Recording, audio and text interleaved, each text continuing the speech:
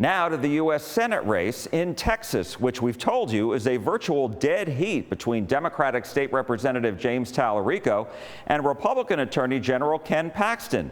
Talarico campaigned in Dallas early last week and said his continued focus on costs and affordability will help him win in November.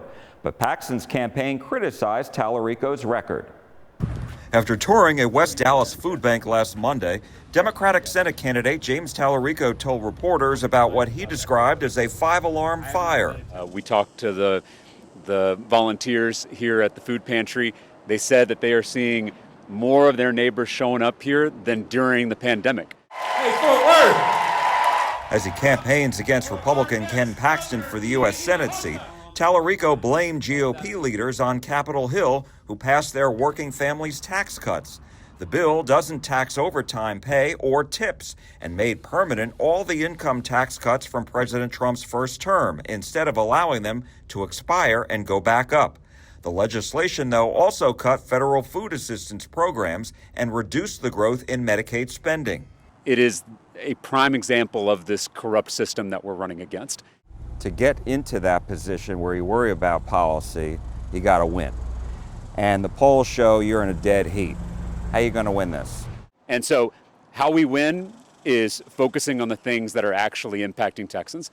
And I think if we do that, and if we bring people together around some common sense solutions to lower our costs, to raise our pay, to get this economy back on track, I think we're going to be successful in November.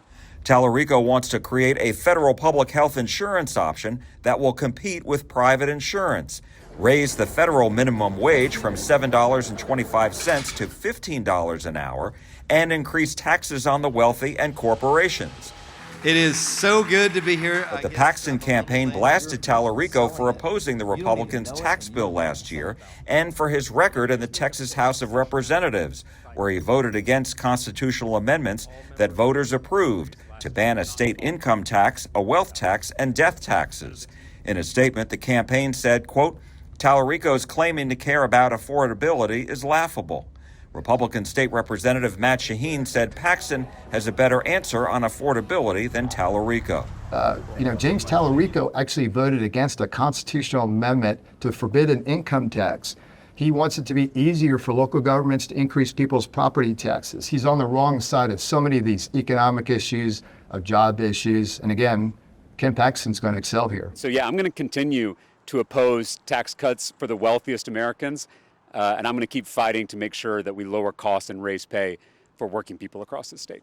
In campaign finance reports released last week, Talarico said he raised more than $30 million in the second quarter, while Paxton said he raised more than $9 million.